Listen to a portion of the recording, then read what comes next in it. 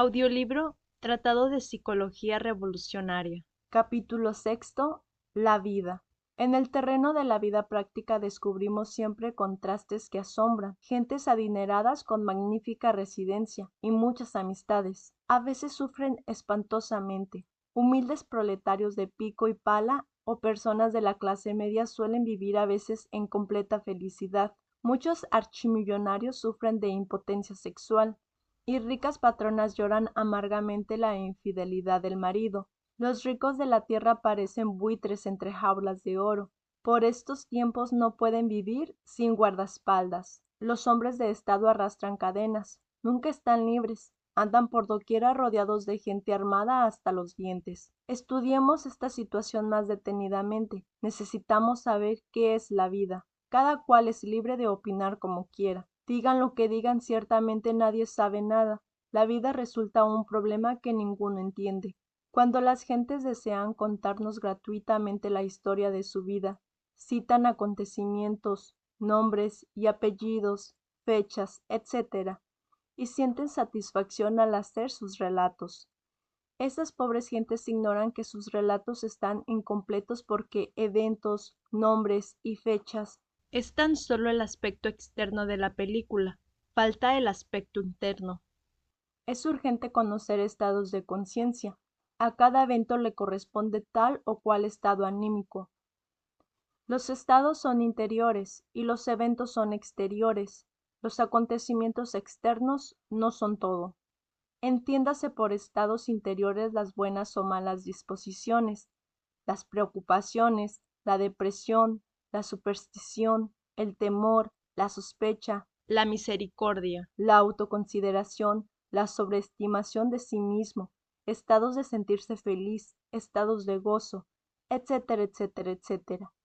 Incuestionablemente los estados interiores pueden corresponderse exactamente con los acontecimientos exteriores, o ser originados por estos, o no tener relación alguna con los mismos. En todo caso, estados y eventos son diferentes. No siempre los sucesos se corresponden exactamente con estados afines. El estado interior de un evento agradable podría no corresponderse con el mismo. El estado interior de un evento desagradable podría no corresponderse con el mismo. Acontecimientos aguardados durante mucho tiempo. Cuando vinieron sentimos que faltaba algo. Ciertamente faltaba el correspondiente estado interior que debía combinarse con el acontecimiento exterior. Muchas veces el acontecimiento que no se esperaba viene a ser el que mejores momentos nos ha proporcionado. Capítulo séptimo. El estado interior. Combinar estados interiores con acontecimientos exteriores en forma correcta es saber vivir inteligentemente. Cualquier evento inteligentemente vivenciado exige su correspondiente estado interior específico. Empero, desafortunadamente las gentes cuando revisan su vida piensan que ésta en sí misma está constituida exclusivamente por eventos exteriores. Pobres gentes, piensan que si tal o cual acontecimiento no les hubiese sucedido, su vida habría sido mejor. Suponen que la suerte les salió al encuentro y que perdieron la oportunidad de ser felices. Lamentan lo perdido, lloran lo que despreciaron, gimen recordando los viejos tropiezos y calamidades. No quieren darse cuenta las gentes que vegetar no es vivir, y que la capacidad para existir conscientemente depende exclusivamente de la calidad de los estados interiores del alma. No importa ciertamente cuán hermosos sean los acontecimientos externos de la vida, si no nos encontramos en tales momentos en el estado interior apropiado, los mejores eventos pueden parecernos monótonos, cansones o simplemente aburridores. Alguien aguarda con ansiedad la fiesta de bodas.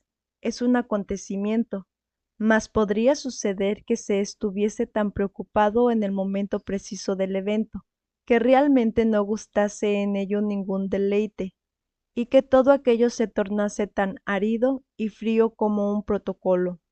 La experiencia nos ha enseñado que no todas las personas que asisten a un banquete o a un baile gozan de verdad. Nunca falta un aburrido en el mejor de los festejos. y las piezas más deliciosas alegran a unos y hacen llorar a otros. Muy raras son las personas que saben combinar confidentemente el evento externo con el estado interior apropiado. Es lamentable que las gentes no sepan vivir conscientemente, lloran cuando deben reír y ríen cuando deben llorar. Control es diferente. El sabio puede estar alegre, mas nunca jamás lleno de loco frenesí, triste pero nunca desesperado y abatido, sereno en medio de la violencia, abstemio en la orgía, casto entre la lujuria, etc. Las personas melancólicas y pesimistas piensan de la vida lo peor, y francamente no desean vivir. Todos los días vemos gentes que no solamente son infelices, sino que además, y lo que es peor, hacen también amarga la vida de los demás. Gentes así no cambiarían ni viviendo diariamente de fiesta en fiesta. La enfermedad psicológica la llevan en su interior. Tales personas poseen estados íntimos definitivamente perversos. Sin embargo, esos sujetos se autocalifican como justos, santos, virtuosos, nobles, serviciales, mártires, etcétera, etcétera, etcétera. Son gentes que se autoconsideran demasiado, personas que se quieren mucho a sí mismas, individuos que se apiadan mucho de sí mismos y que siempre buscan escapatorias para eludir sus propias responsabilidades. Personas así están acostumbradas a las emociones inferiores, y es ostensible que por tal motivo crean diariamente elementos psíquicos infrahumanos. Los eventos desgraciados, reveses de fortuna, miseria, deudas, problemas, etc., son exclusividad de aquellas personas que no saben vivir. Cualquiera puede formarse una rica cultura intelectual, mas son muy pocas las personas que han aprendido a vivir rectamente. Cuando uno quiere separar los eventos exteriores de los estados interiores de la conciencia, demuestra concretamente su incapacidad para existir dignamente. Quienes aprenden a combinar conscientemente eventos exteriores y estados interiores marchan por el camino del éxito. Capítulo 8. Estados equivocados. Incuestionablemente, en la rigurosa observación del mí mismo, resulta siempre impostergable e inaplazable hacer una completa diferenciación lógica en relación con los acontecimientos exteriores de la vida práctica y los estados íntimos de la conciencia. Necesitamos con urgencia saber dónde estamos situados en un momento dado, tanto en relación con el estado íntimo de la conciencia como en la naturaleza específica del acontecimiento exterior que nos está sucediendo. La vida en sí misma es una serie de acontecimientos que se procesan a través del tiempo y del espacio. Alguien dijo, la vida es una cadena de martirios que lleva el hombre enredada en el alma. Cada cual es libre de pensar como quiera. Yo creo que a los efímeros placeres de un instante fugaz le suceden siempre el desencanto y la amargura. Cada acontecimiento tiene su sabor característico especial, y los estados interiores son asimismo de distinta clase. Esto es incontrovertible, irrefutable. Ciertamente el trabajo interior sobre sí mismo se refiere en forma enfática a los diversos estados psicológicos de la conciencia. Nadie podría negar que en nuestro interior cargamos con muchos errores y que existen estados equivocados. Si de verdad queremos cambiar realmente, necesitamos con urgencia máxima e inaplazable modificar radicalmente esos estados equivocados de la conciencia. La modificación absoluta de los estados equivocados origina transformaciones completas en el terreno de la vida práctica. Cuando uno trabaja seriamente sobre los estados equivocados, obviamente los sucesos desagradables de la vida ya no pueden herirle tan fácilmente. Estamos diciendo algo que solo es posible comprenderlo vivenciándolo, sintiéndolo realmente en el terreno mismo de los hechos. Quien no trabaja sobre sí mismo es siempre víctima de las circunstancias. Es como mísero leño entre las aguas tormentosas del océano. Los acontecimientos cambian incesantemente en sus múltiples combinaciones. Vienen uno tras otro en oleadas. Son influencias. Ciertamente existen buenos y malos acontecimientos. Algunos eventos serán mejores o peores que otros. Modificar ciertos eventos es posible, alterar resultados, modificar situaciones, etc.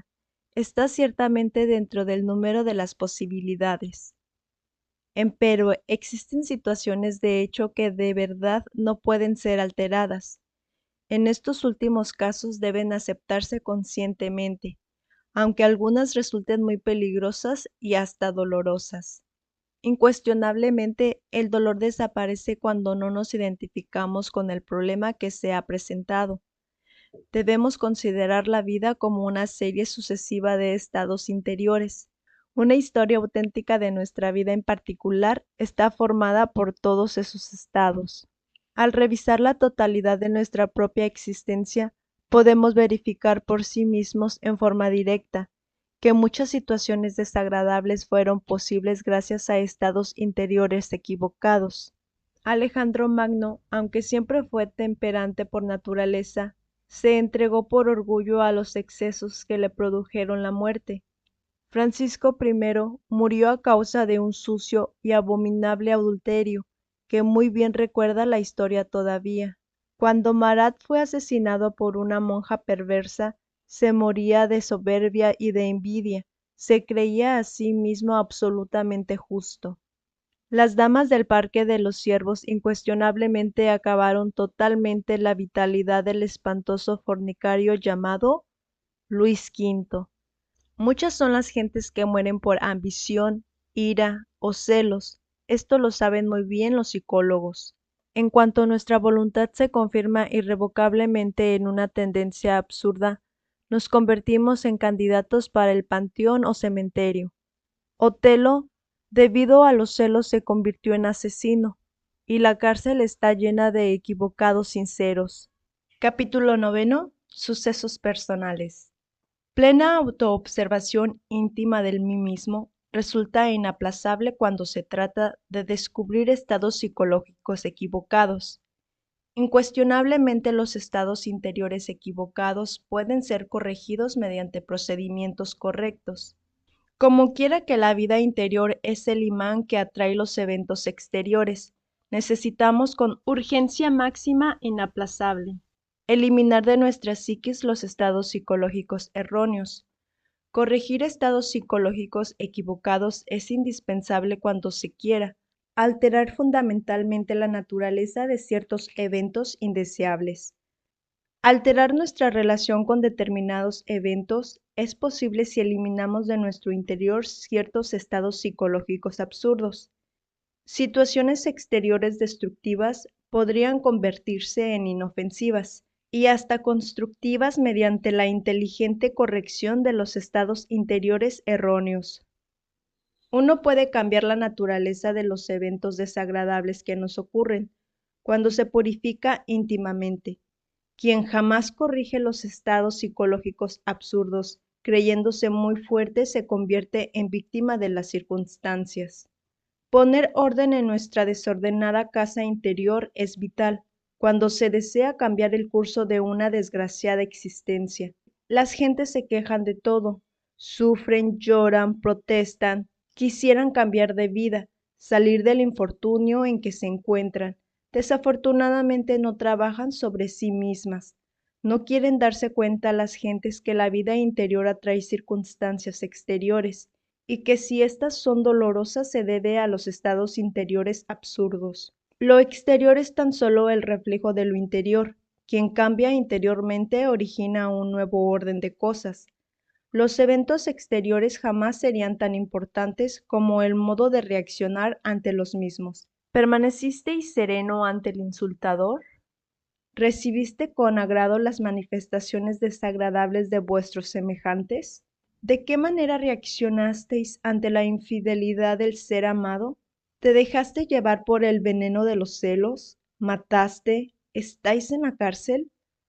Los hospitales, los cementerios o panteones, las cárceles, están llenos de sinceros equivocados que reaccionaron en forma absurda ante los eventos exteriores. La mejor arma que un hombre puede usar en la vida es un estado psicológico correcto. Uno puede desarmar fieras y desenmascarar traidores mediante estados interiores apropiados. Los estados interiores equivocados nos convierten en víctimas indefensas de la perversidad humana.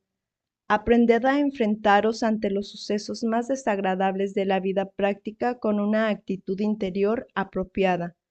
No os identifiquéis con ningún acontecimiento. Recordad que todo pasa. Aprended a ver la vida como una película y recibiréis los beneficios. No olvidéis que acontecimientos sin ningún valor podrían llevaros a la desgracia si no elimináis de vuestra psiquis los estados interiores equivocados.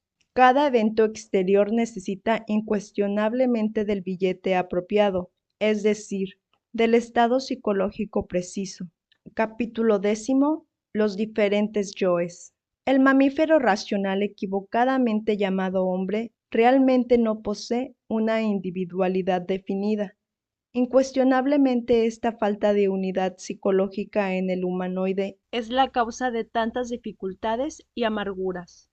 El cuerpo físico es una unidad completa y trabaja como un todo orgánico, a menos de estar enfermo. Empero, la vida interior del humanoide en modo alguno es una unidad psicológica. Lo más grave de todo esto, a despecho de lo que digan las diversas escuelas de tipo pseudo-esotérico y pseudo-ocultista, es la ausencia de organización psicológica en el fondo íntimo de cada sujeto. Ciertamente en tales condiciones no existe trabajo armonioso como un todo en la vida interior de las personas. El humanoide, respecto de su estado interior, es una multiplicidad psicológica, una suma de yoes. Los ignorantes ilustrados de esta época tenebrosa le rinden culto al yo, lo endiosan, lo ponen en los altares, lo llaman alter ego, yo superior, yo divino, etcétera, etcétera, etcétera. No quieren darse cuenta los sabiondos de esta edad negra en que vivimos, que yo superior o yo inferior son dos secciones del mismo ego pluralizado. El humanoide no tiene ciertamente un yo permanente, sino una multitud de diferentes yoes, infrahumanos y absurdos. El pobre animal intelectual equivocadamente llamado hombre es semejante a una casa en desorden donde en vez de un amo existen muchos criados que quieren siempre mandar y hacer lo que les viene en gana. El mayor error del pseudo-esoterismo y pseudo-ocultismo barato es suponer que los otros poseen o que se tiene un yo permanente e inmutable, sin principio y sin fin. Si esos que así piensan despertaran conciencia, aunque fuese por un instante, podrían evidenciar claramente por sí mismos que el humanoide racional nunca es el mismo por mucho tiempo. El mamífero intelectual desde el punto de vista psicológico está cambiando continuamente. Pensar que si una persona se llama Luis es siempre Luis resulta algo así como una broma de muy mal gusto. Ese sujeto a quien se llama Luis tiene en sí mismo otros yoes, otros egos, que se expresan a través de su personalidad en diferentes momentos. Y aunque Luis no guste de la codicia, otro yo en él, llamémosle Pepe, gusta de la codicia y así sucesivamente. Ninguna persona es la misma en forma continua. Realmente no se necesita ser muy sabio como para darse cuenta cabal de los innumerables cambios y contradicciones de cada sujeto. Suponer que alguien posee un yo permanente e inmutable equivale desde luego a un abuso para con el prójimo y para consigo mismo. Dentro de cada persona viven muchas personas, muchos yoes. Esto lo puede verificar por sí mismo y en forma directa cualquier persona despierta, consciente. Capítulo 11. El querido ego. Como quiera que superior e inferior son dos secciones de una misma cosa, no está de más sentar el siguiente corolario. Yo superior, yo inferior. Son dos aspectos del mismo ego tenebroso y pluralizado. El denominado yo divino o yo superior, alter ego o algo por el estilo, es ciertamente una triquiñuela del mí mismo, una forma de autoengaño. Cuando el yo quiere continuar aquí y en el más allá, se autoengaña con el falso concepto de un yo divino inmortal. Ninguno de nosotros tiene un yo verdadero, permanente, inmutable, eterno, inefable, etcétera, etcétera, etcétera.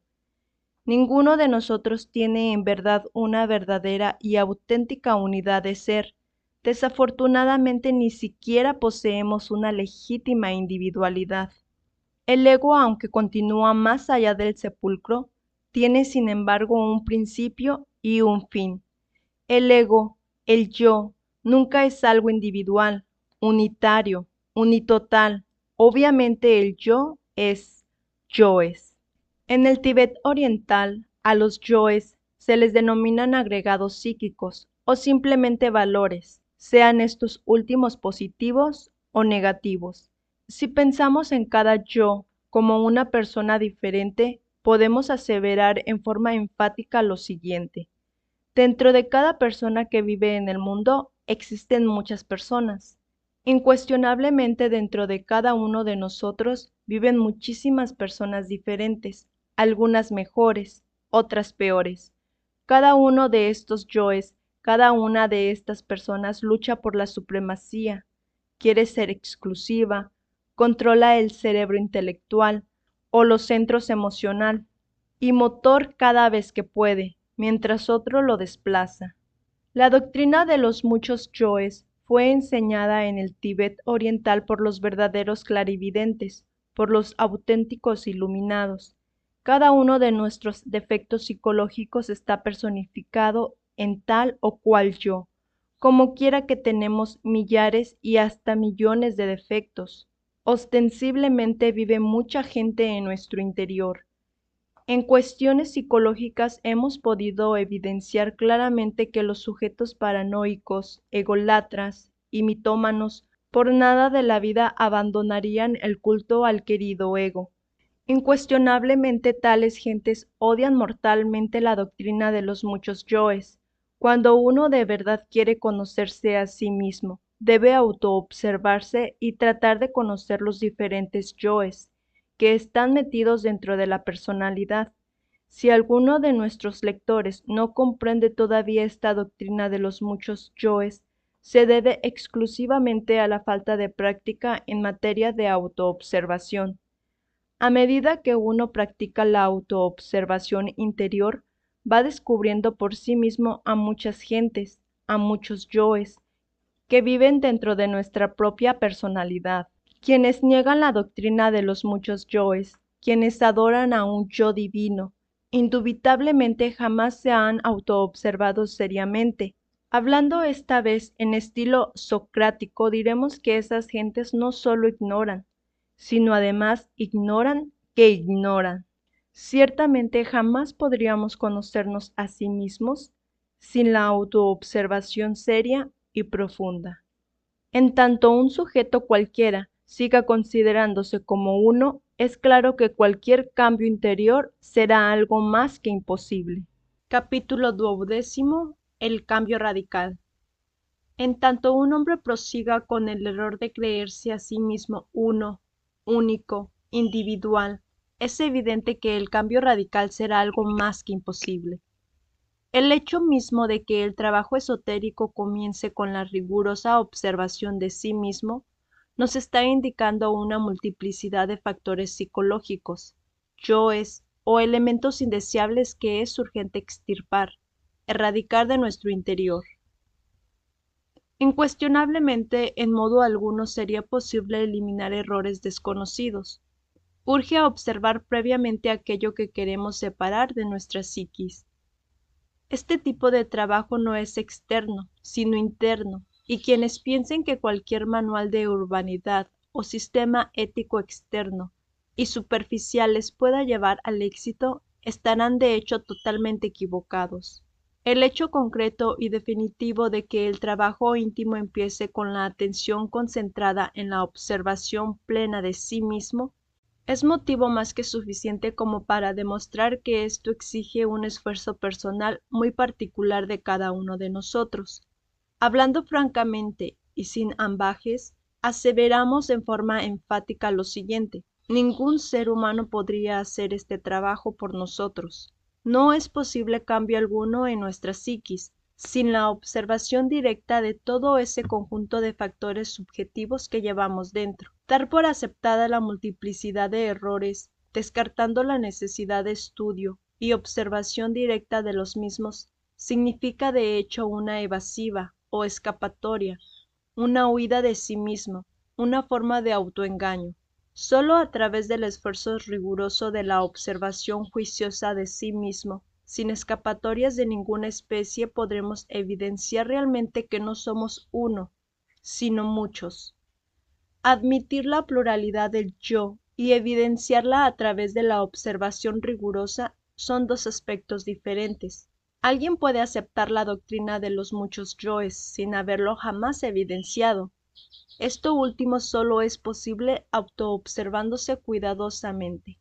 Rehuir el trabajo de observación íntima, buscar evasivas, es signo inconfundible de degeneración. Mientras un hombre sustente la ilusión de que es siempre una y la misma persona, no puede cambiar. Y es obvio que la finalidad de este trabajo es precisamente lograr un cambio gradual en nuestra vida interior. La transformación radical es una posibilidad definida que normalmente se pierde cuando no se trabaja sobre sí mismo.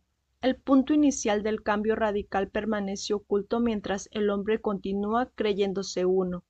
Quienes rechazan la doctrina de los muchos yoes demuestran claramente que jamás se han autoobservado seriamente. La severa observación de sí mismos sin escapatorias de ninguna especie nos permite verificar por sí mismos el crudo realismo de que no somos uno, sino muchos. En el mundo de las opiniones subjetivas, diversas teorías pseudoesotéricas o pseudoocultistas sirven siempre de callejón para huir de sí mismos. Incuestionablemente la ilusión de que se es siempre una y la misma persona sirve de escollo para la autoobservación. Alguien podría decir: sé que no soy uno, sino muchos. La gnosis me lo ha enseñado. Tal afirmación, aunque fuese muy sincera, si no existiese plena experiencia vivida sobre ese aspecto doctrinario, obviamente tal afirmación sería algo meramente externo y superficial. Evidenciar, experimentar y comprender es lo fundamental. Solo así es posible trabajar conscientemente para lograr un cambio radical. Afirmar es una cosa y comprender es otra. Cuando alguien dice: comprendo que no soy uno, sino muchos, si su comprensión es verdadera y no mera palabrería insustancial de charla ambigua, esto indica, señala, acusa, plena verificación de la doctrina de los muchos yoes. Conocimiento y comprensión son diferentes. El primero de estos es de la mente, el segundo del corazón. El mero conocimiento de la doctrina de los muchos yoes de nada sirve. Desafortunadamente, por estos tiempos en que vivimos, el conocimiento ha ido mucho más allá de la comprensión, porque el pobre animal intelectual, equivocadamente llamado hombre, desenvolvió exclusivamente el lado del conocimiento, olvidando lamentablemente el correspondiente lado del ser.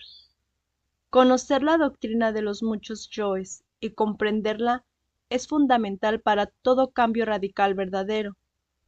Cuando un hombre comienza a observarse detenidamente a sí mismo, desde el ángulo de que no es uno, sino muchos, obviamente ha iniciado el trabajo serio sobre su naturaleza interior.